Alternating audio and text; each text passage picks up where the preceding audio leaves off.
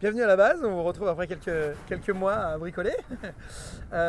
Faut savoir que la base, c'est le centre du monde de la course au large. Il n'y a pas un autre endroit sur la planète avec cette concentration de bateaux de course au large. Si vous voyez sur le ponton, là, on a les bateaux du Vendée Globe. De l'autre côté, donc les IMOCA, de l'autre côté également, on a des classes 40, on a des Ocean 50, on a en fait le maximum de... Enfin, on a tous les bateaux de la course au large, on a les ultimes qui sont dans les hangars derrière, donc la voile professionnelle dans le monde, ça se passe essentiellement à Lorient, et nous on a la chance aujourd'hui d'être ici.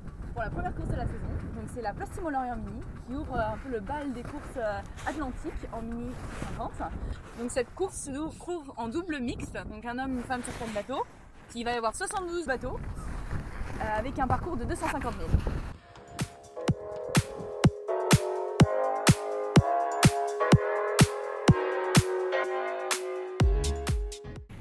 Donc en prototype, on a des plans raison qui sont là en force. Donc il y en a 7 qui sont issus du même plan qui date de 2015. Le plan qui a gagné à 4 reprises déjà, donc c'est un peu le bateau entre guillemets à battre sur le circuit.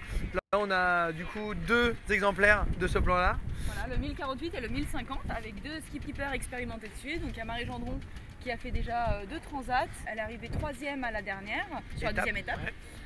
Et Alex qui du coup a fait une préparation olympique, donc qui s'est très bien navigué aussi. Donc ça va être deux skippers qui risquent de faire des bons scores.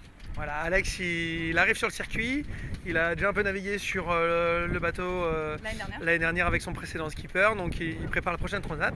Donc là on est devant le 1026 de Robinson Podoli, donc il y a un bateau, un plan finaux qui est un peu l'évolution de mon bateau que j'avais il y a 10 ans, le 667. C'est un bateau qu'il a construit lui-même, qu'il a complètement amélioré depuis sa mise à l'eau. On voit des petites modifications à l'étrave, il a mis des strakes et il a changé le nez. C'est un bateau du coup qu'il a construit, donc il le connaît sur le bout des doigts. Il embarque Sacha Lagnès qui du coup est aussi assez expérimentée car elle vient de faire la mini transat avec nous. Donc 2 équipés expérimentés sur un bon bateau. Voilà, donc il faut s'attendre à ce qu'il soit là à chatouiller le podium. Donc là on a le 618 qui est autre que le sister ship de mon bateau, le 667 d'il y a 10 ans, en 2013. Donc c'est un bateau qui est très pointu à l'étrave, comme on le voit, mais par contre qui peut être très très véloce dans certaines conditions et il reste quand même léger notamment au médium et notamment au portant. Ça reste une des références de vitesse du circuit. C'est un bateau qui est assez pointu à faire naviguer, c'est assez difficile de l'emmener à son plein potentiel. Donc voilà, je suis toujours un peu ému quand je revois cette très jolie carène signée Finot.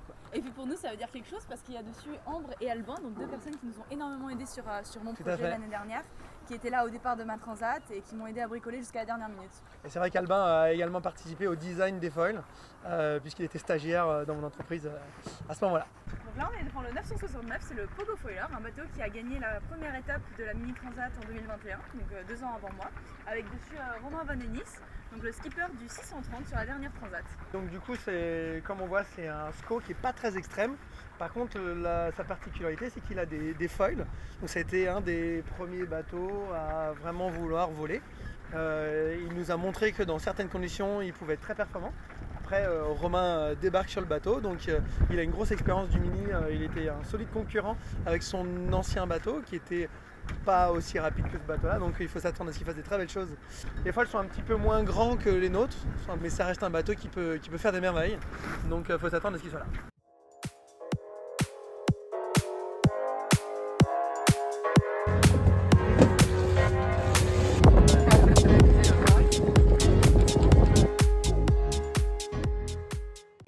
À cette course, même si on n'est pas au niveau de préparation qu'on aurait aimé.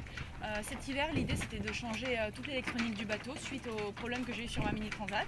Le chantier s'est décalé, a pris beaucoup plus de temps que prévu et du coup on n'est pas encore prêt et on est à quelques jours de la course et on n'aura pas eu l'entraînement qu'on aurait aimé avoir. Mais bon, on connaît bien le bateau. L'année dernière, la Plastimo Lorient, c'était la première course avec les foils.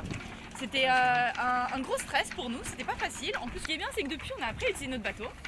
La dernière fois, on a quand même réussi à gagner la 2e manche et être 2e au général, donc forcément, on essaye de faire au moins aussi bien, voire mieux. Bon, pour cette course, on espère s'attendre à du vent fort et du reaching. Les courses de l'année dernière se sont déroulées de manière assez étrange, dans vraiment peu de vent, et on en a un peu marre, on est un peu frustré de ça. Donc on espère que là, on va pouvoir se dégourdir un peu les foils. Sur le papier, je pense que notre bateau peut être vraiment plus véloce que les autres. surtout dans les conditions de reaching, c'est-à-dire autour du vent de travers. Maintenant, et dans du vent fort, je pense que notre bateau il a clairement un plus là-dedans. Après, il faut le démontrer en course. Donc nous, on est là pour ça. Et puis, nous, notre objectif, c'est tout d'abord de finir quand même, de valider que le chantier, ça va dans le bon sens. Et donc là, l'idée, c'est voilà, de prendre en main la machine, de voir où on en est de notre méthode d'apprentissage. Et il y a encore plein de choses à apprendre. On va encore passer 2 ans à apprendre, c'est ça qui est génial. On en est qu'au tout début et c'est assez excitant. En tout cas, je pense que tous les deux, on en parle beaucoup de cette course depuis quelques semaines. On a très envie de la faire. Ça va être génial, je pense. Ça va être trop cool. On a trop hâte d'y aller là. Voilà. Depuis l'arrivée de la Transat, je me sens vraiment beaucoup plus à l'aise sur le bateau. Il faut dire que c'était un bateau qui me faisait extrêmement peur l'année dernière, qui est très dur. On a traversé une Transat ensemble, donc on forme un bon duo et puis Benoît va nous rejoindre sur ce beau bateau. C'est vrai que pendant les 2 premières années, c'était plutôt moi qui étais là pour Caro, pour lui apprendre et lui transmettre un maximum de mon expérience. Et puis en fait il se trouve que aujourd'hui elle a fait une transat de plus que moi sur ce bateau, donc je pense qu'il y a plein de choses qu'elle connaît que moi je connais pas, donc ça va être très intéressant d'avoir son retour sur le fonctionnement du bateau, donc moi j'attends ça.